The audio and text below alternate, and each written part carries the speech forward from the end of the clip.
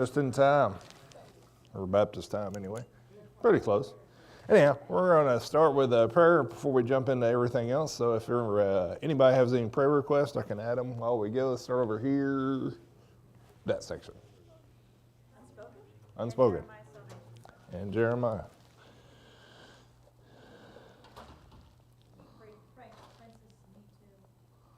Okay.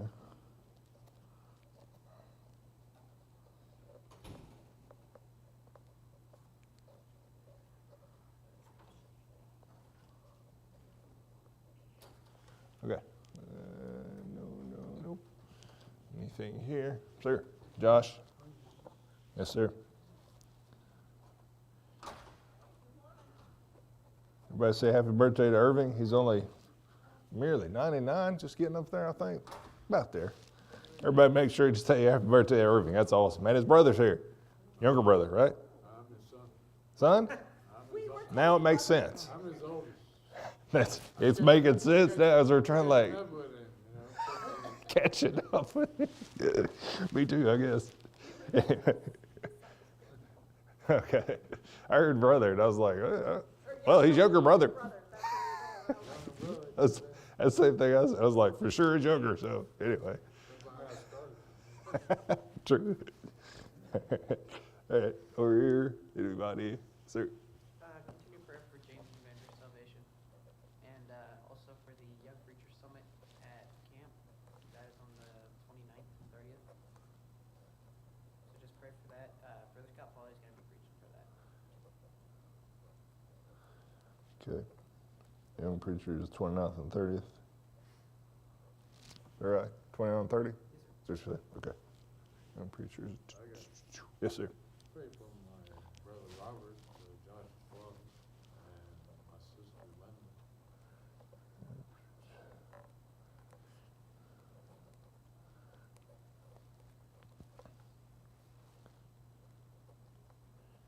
Okay. Man. Pray for my Uncle Joe. He was in a four-wheeler accident that involved my other Uncle Anthony. But only one required surgery. Surgery. Wow. All right.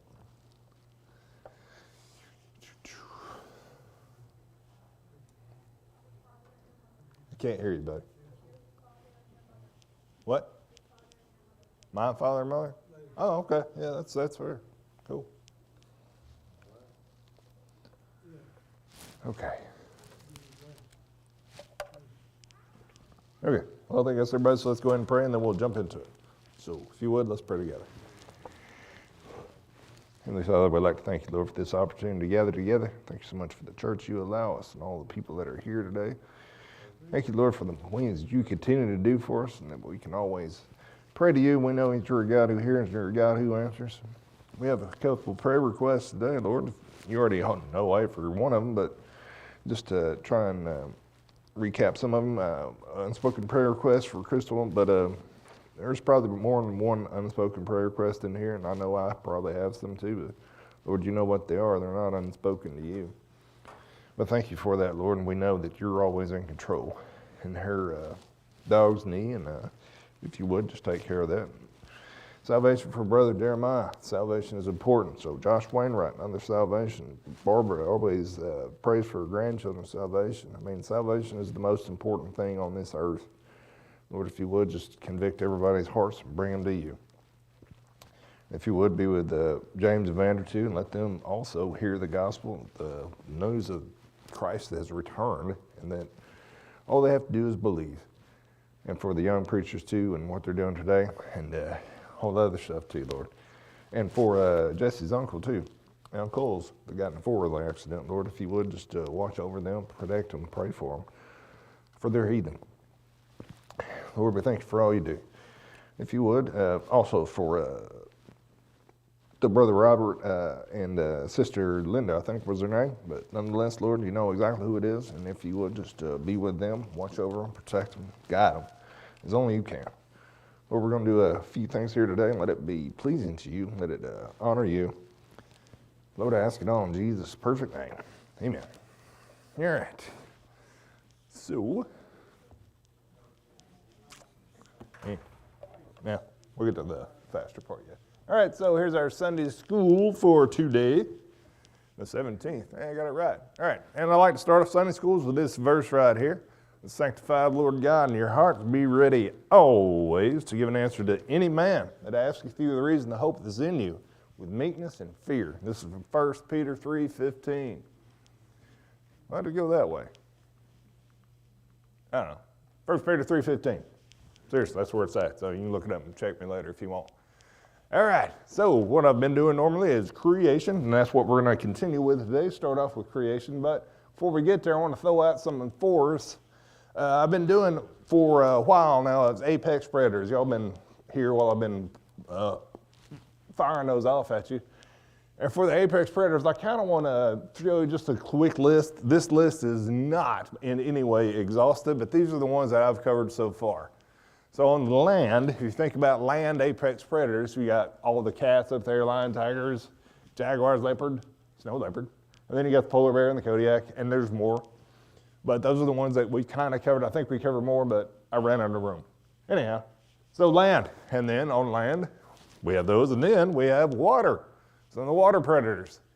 Apex predators are the orca. Obviously, the killer whale is an apex predator. You saw him smack that whale out of the, or that seal out of the water. I hope he did. Saltwater crocodiles, and anacondas. I put those kind in the water because that's more of their environment. That's more the time they spend in there. Don't go to Brazil, anyway. And then in the air, we have done land, water, and air. This is a couple of the air apex predators that we've done. Is the harpy eagle, which I showed you a little bit. He likes that dense undergrowth. And the bald eagle, which is the national symbol. And Ben Franklin did not, again, he didn't request for the turkey. Anyway, I hate that I found that out. Anyway, so those were some of the apex predators that I went through all the way. So instead, today is going to be a new creation animal. And I was asked to do this animal. So here it is. Probably know what this animal is. A lot of you sure do. Anybody? Not you. Not you. What? Secretary bird. Very good. That is what it is. Secretary bird. Not yet. There's this pretty Latin name, Sagittarius serpentarius. Anyway, secretary birds. There it is. Kind of neat. Birds, it's a kind of a large bird, okay? It's not a large animal, but it is a large bird. Birds are a little bit smaller, a little bit lighter, but they have hollow bones so they can fly, so obviously they're lighter. Anyway, he's kind of a large bird. When I say large, he's about 4 feet in height. This thing is not quite, I think it's close to 4, but anyway, about 4 feet. That's how tall this animal is. He's, oh yeah, that'll give you another little picture, seeing kind of how his height is. So his wingspan is about 6.5 to 7 feet, which is basically the same as a bald eagle. So bald eagle's about 7 feet wide. So secretary bird is about 7 feet wide. Pretty big wingspan. But he weighs about 8 to 10 pounds. Not really heavy, but for bird size, that's pretty heavy. So anybody ever eat a 10-pound chicken? No. Turkey, okay, but they're just fat and they sit on the ground.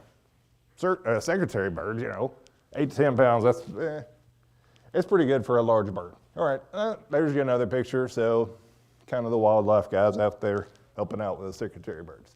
Anyway, the name of the secretary bird, obviously, well, not obviously, but the name comes from, if you see the feathers that kind of go out from the sides of its head, supposedly, I don't know that I believe this or not, but supposedly some Dutch settlers saw that bird over in Africa with those feathers sticking out, and they assumed it, or they looked at it and kind of like it was a quill that the riders used to use and dip it in there and dip it in the eek and quills for the feathers. So they came up with the word secretary. Now, I don't know if that's the actual terminology where they came up with it.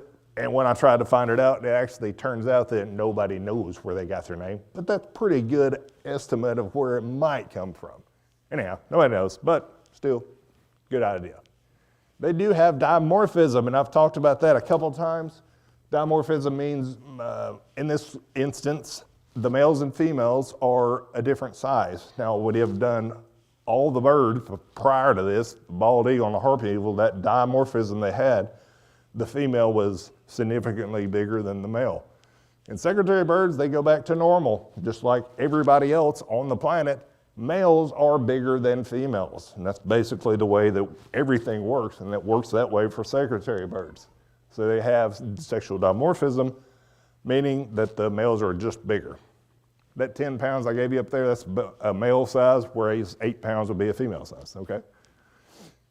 All right, more than that, their range, where do you find secretary birds? Well, this will give you kind of a global map, and you can see right there in the middle is Africa.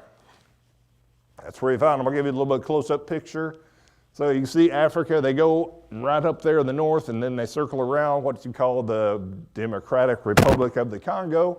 Not gonna get into that one, but if you see up there at the top, Libya, Egypt, and all those halfway, their secretary birds are not up there. Does anybody have any idea why?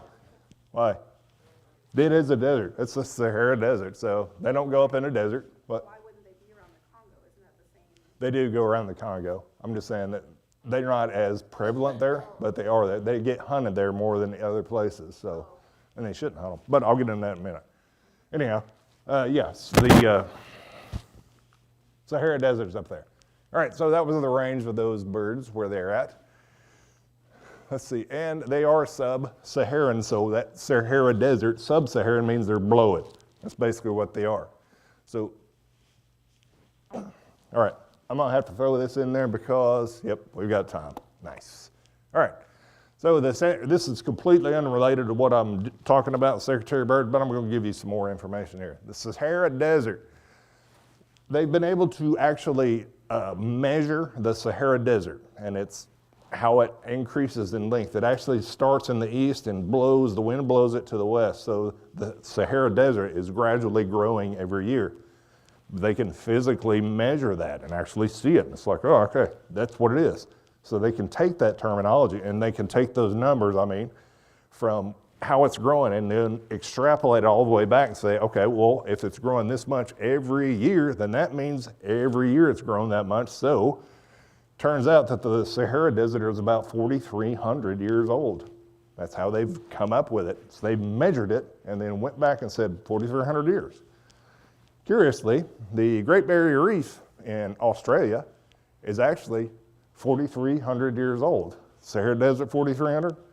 Great Barrier Reef, 4,300. The oldest living organism on the planet, the bristlecone pine tree, is about 4,300 years old. What do you think happened in history about 4,300 years ago? Do you think it's just a coincidence that all of those things that are desert, underwater, organism, coincidence 4,300 years ago, that they all just appeared like that? Or did something happen in history 4,300 years ago? Yes, it was. Say it a little louder. Well, that's okay, I'll say it too. Flood. Noah, the day of Noah's flood, destroys everything on the earth. And guess what? Other stuff starts growing up after the flood's over. So you get 4,300 years for the Sahara Desert, for the Great Barrier Reef, for the bristlecone pine, and other stuff is still 4,300 years old that I can't remember right now. The point being, a lot of people will say, I don't believe the Bible, it's not scientific. The science is right there in front of you. It's always been there and it never changes. A flood happened and it gives you the date. Not the actual date, but it gives you a time period. It's about 4,300 years ago. And that explains a whole bunch of stuff that we're going to be talking about. Is that 4,300 years ago, Noah's flood. And that explains why there's so much life now. And they want to use evolution, but you can't. But anyway, I want to get into that. I just want to throw that part out there for you. Like I said, it's completely unrelated. Not completely unrelated, but it's unrelated to what we're talking about today. But I just want to throw that out there for everybody. Anyhow, back to the secretary bird. Secretary bird. All right. The behaviors of the secretary bird. Some of them, not all of them, but I'll give you some of the behaviors. Their mating rituals are exquisite. So, the male dances for them, whatever. But in a secretary bird community, the males and females actually mate for life. And that's pretty good. Sometimes, well, not sometimes, but they'll have eggs. And from those eggs, they'll have chicks that come out. But the male and the female, because they mated for life, will actually take turns sitting on the eggs. So the female will sit on it for a while, heat them up, she gets off, the male gets on there and heats them up, And then the same thing with the chicks, because when they've hatched, the male and the female will both go get food for the chick to feed it. So it's a pretty good team. Hunting strategy. We'll get into it in a minute, but one thing you didn't know about hunting and the behavior of the mating, the males and females forever mated. When they go hunt, they actually hunt in pairs. They don't just hunt single, they hunt dual. So it's the male and the female that are married, but whatever, in the animal kingdom, but they hunt together, which is a really odd thing for most all of the environment. You don't usually have an animal hunting with another animal unless they hunt in packs, and that's not the same thing. This is dual. This is just those two, the male and female that are together, mated. And they go hunting together. Pretty neat. All right, some of their other behaviors is they build nests. Obviously, they're birds, so they build nests. That'll give you kind of an idea. Now, out there in Africa where they're at, they do not like dense overgrowth. They don't like forests. They don't like things like that they're underneath. They prefer the grassland or the savanna. Over there in Africa where like the lions run around or cheetahs, that grassland area. They don't like hills, they don't like mountains, and there's not any over there, not many over there. But when they build their nest, they build it up in the top of what's called an acacia tree, and they're really solitary trees. So they'll find that one tree and go to it, and the male and female will build a nest in it. Acacia tree. Atop of an acacia tree. So that's the way they do it. Both the male and the female will build the nest. They're mated for life and they do everything together. So when they start building this nest up here on the top of the tree, the male and the female will bring sticks up there to build the nest. Pretty neat. And then, the male and female, cool. 8-foot start. Okay, so it starts about 8 feet, 8 feet wide, which is pretty big as that pew. So it's 8 feet wide for that nest that it starts out in the top of a tree. Over time, that nest can get up to about 15 feet wide and weigh hundreds of pounds. And you think, how did it do that? Because the secretary birds will return to their nests. And they keep on using the same nest. But on top of using that same nest, the male and the female will also bring more sticks and more wood and stuff just to build the nest around there, make it bigger and wider. And they do that, and they do it together, which is a pretty neat thing. Hundreds of pounds. Behaviors, all right, so let's keep on going with the behavior. Almost there. The secretary bird is aerial. He's a bird. They can fly. I'm not trying to throw something crazy out there at you. But if they do fly, they can get up to about 30, 35 miles an hour is their normal flight speed. Okay, that's how they fly. However, another aspect about the secretary bird you need to know is that they are runners. That's a pretty important one. They can run. They have legs on them that look like a crane. Like I said, they're about 4 feet tall. They've got these crane-like legs, those long, skinny legs that stick way down there. So they can use those legs and actually walk pretty far and actually run pretty fast. And that's basically what they do with those legs, is they can run fast. And 15 miles an hour doesn't sound that fast, but if you think about people running, it's like 9 miles an hour, I think, as fast as normal people run. Average person. Now, you'll get an Olympian that'll go 27 or something like that if he's an Olympian. So find me an Olympian secretary bird, and I'll bet he will jump more than higher than 15. Anyway, it's a fairly quick speed. And on top of that, they can also, if they're walking around, normally when they walk, they can walk up to 12 miles a day like it's nothing. So it's just an amazing thing they can do because they have those big long legs and they can stretch out their gait a long way so they can make 12 miles just by walking. Now, if they are hunting, they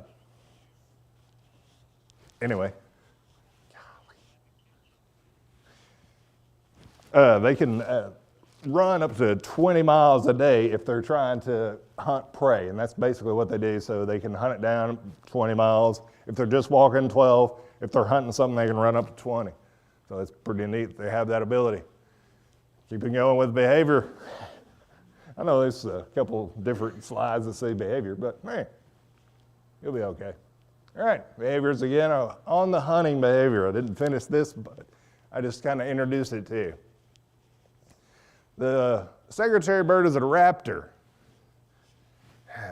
Yeah, well, she's not here, but I was told that sometimes when I get up here, I say some things that I don't really think about everybody in the audience. When I say some stuff like the word accipiter or the word falconiformes, I mean, that normally doesn't mean anything to you, and that's fine, and it shouldn't because it's weird. But the reason why that I do that is because I was in college. My 4-year degree is actually in wildlife and fishery science. So, you know, I'm equipped to do some of this stuff. I don't know. Anyway, the raptors or whatever, and so I was in college, right? And I changed majors about my junior year. Don't do that. And then I had to start back over. And the good thing was that when I started back over, they started hammering me with all kinds of stuff that was evolution based. And it really sent me on a trip to learn creation. And from that point on, I've been passionate about creation, and I can't stop it. I love it.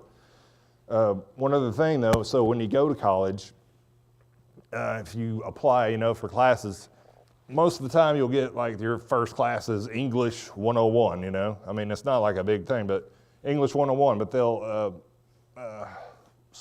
shorten it by saying ENG 101, okay? And you just mark in on your application, I want that class, cool.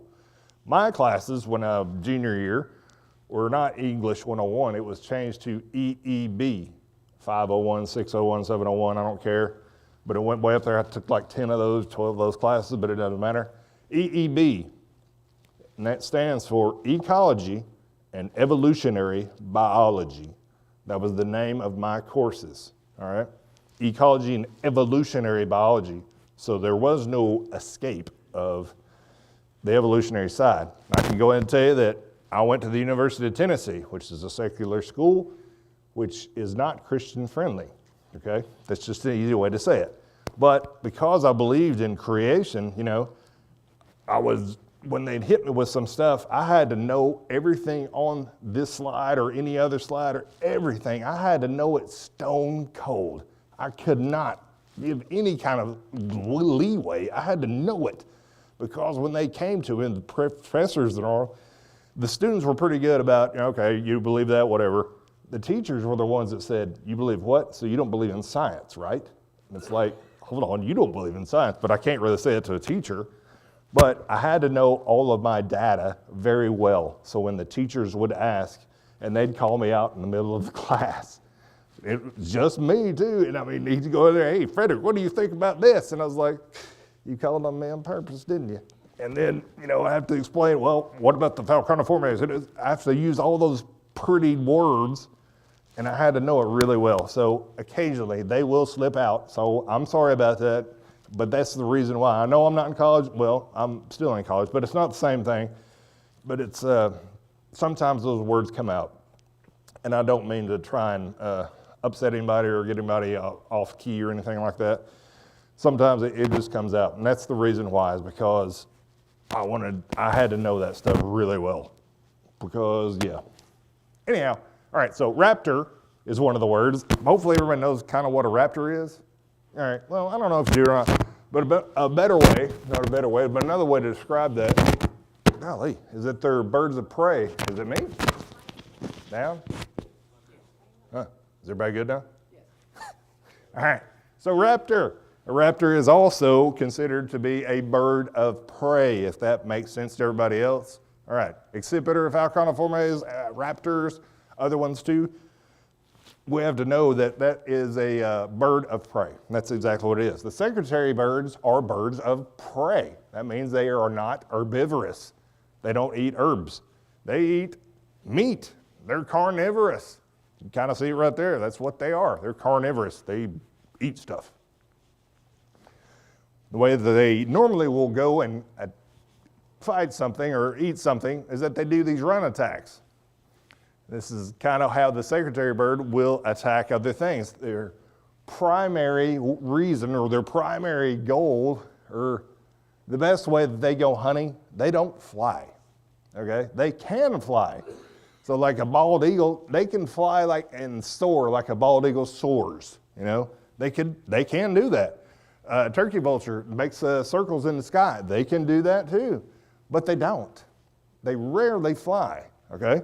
But they can fly, and they can fly like an eagle or a turkey vulture or whatever else. They can fly like that. But they don't do it because they do the run attack. Run attack is a pretty good thing because you saw those big crane-like legs, and that's what they do. They run attack 15 miles an hour, and you think, well, that's not that fast until it hits something. And I'll explain to you a little bit farther. So flight, yeah, I explained to you that they can fly, they can do all those other things, but they usually don't. They rarely fly. That doesn't mean that they can't. They just choose not to because they want to run. And this is some of their strategies, that they want to run. They don't want to fly, they want to run. So their strategy involves the height, and then the secretary bird is a little bit tall. So like I said, he does not like forests. He does not like dense overgrowth. He likes grasslands.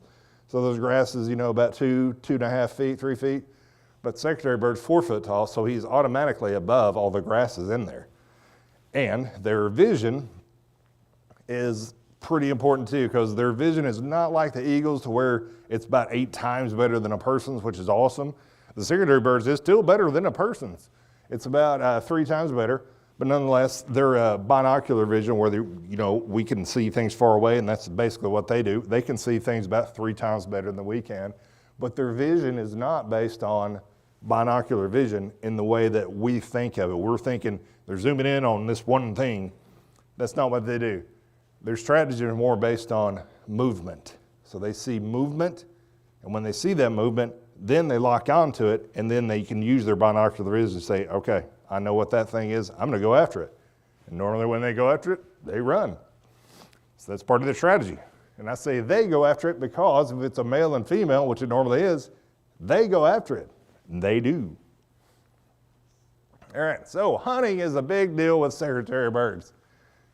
I kind of explained a little bit of it to you, not fully, but I'll explain more as we go. But one thing I want you to know about before we get into the hunting is the diet of the secretary bird. So what do they eat when they run? Hold on. What do they eat? What do they eat when they run? Hold on, everybody. All right, this is why I did the secretary bird, huh? All right, so their diet consists of kind of smaller things, lizards, small mammals, small birds, and their eggs too. Sometimes if they have eggs out there, they'll eat those. Amphibians like salamanders or frogs, they can eat those too. And things get really bad to where they don't have anything to eat, they can eat large insects. I mean, big insects too. I'm not talking little things. I'm talking African-sized bugs. That's where you don't want to mess with them. Anyhow, all right, so there's the secretary bird, its diet and its hunting. And that's kind of how we want to portray this. But all those things I just gave you are not the primary prey. And before you answer, does anyone else happen to know, not you two, what the secretary bird might have as his primary prey? Go ahead. Snakes. Yes, it is snakes. Very good. The primary prey of the secretary bird is a snake. Awesome. There's your good picture of one, and that snake. Whew. Trying to get away while the secretary bird is standing on it like, are you going to do anything? Kind of cool. And he ran over there to do that too. All right, so snakes are their big thing. All right, I love this picture. I just think it's awesome. So the secretary birds do kick. This is a great thing about them. They kick hard too.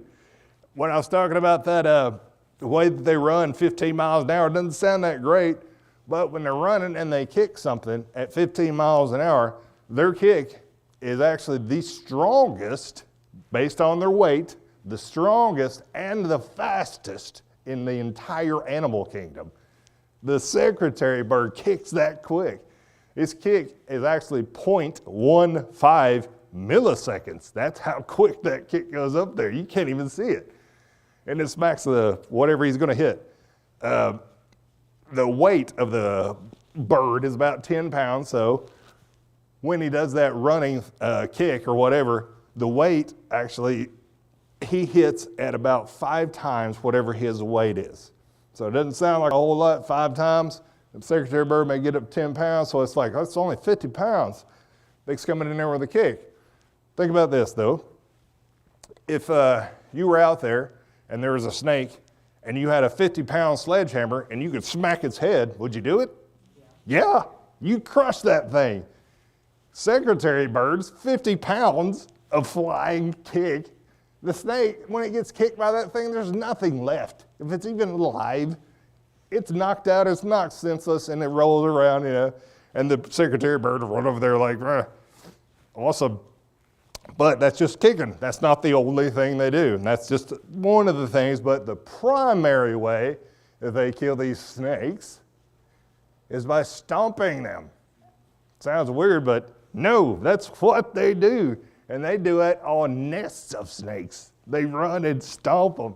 So that run attack, if they don't use the kick, they just run over there to the snake where it's at and start stomping them. And just crush his head and everything else about him. Then he's looking at like, all right, that's dead enough. And then picks it up and eats it. But that's what he does. Snake stomping. It's pretty awesome how the secretary bird does that. So obviously, when the secretary birds are eating snakes, you know, they'll eat the non-poisonous snakes, right? I didn't mean to throw that one out there, but anyhow. But on top of that, secretary birds eat venomous snakes. And if you think about Africa, are there any venomous snakes in Africa? Too many. Very many. In fact, some of the most poisonous snakes on the planet are in Africa. And they're venomous. Ugh. But the secretary bird eats venomous snakes. How does it do that? How does it go up there and eat and stomp a black mamba or a gabagoon viper or whatever else is over there in Africa? But they do that. How do they do it? Well, we'll get into that in a minute. Oh, I messed up one of my ones. Oh, okay, there we go. They eat the venomous snakes, you know, that's cool. They have those crane legs. The legs at the bottom actually have an armor around them. Their legs are not like our legs. Their nerve endings are different.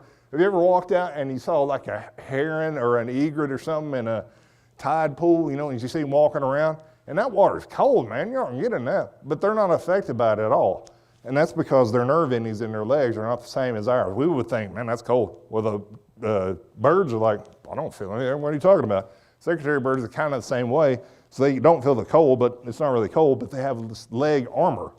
It's like this hardcore armor that even a venomous snake, the most venomous snakes on the planet, can bite that thing. And then because his armor is so thick and so strong, that venom that they inject doesn't do anything to them. So the secretary birds get bit all the time by venomous snakes that will kill anybody in like 3 steps. But they don't have any problem with it. They can run over there and kick them, they can stomp them, they've got the leg armor, they get bit, and they're like, yeah, whatever. And they keep going. Yeah, it's pretty neat. Ecology of the secretary birds, I don't want to get real deep into ecology, but the secretary birds, the way that they kill those venomous snakes is it helps with the population of snakes that are around the areas that they live in, Democratic Republic of the Congo, where they should not have been hunting secretary birds, but they have, and so the population has shrank of secretary birds. Guess what? The population of snakes has increased in the Dominican Republic because the secretary birds are not there. This is where their ecology, part of it, is really important because they help limit the population of venomous and non-venomous snakes in that range that you saw that goes all the way around Congo, but yeah, and below Sahara.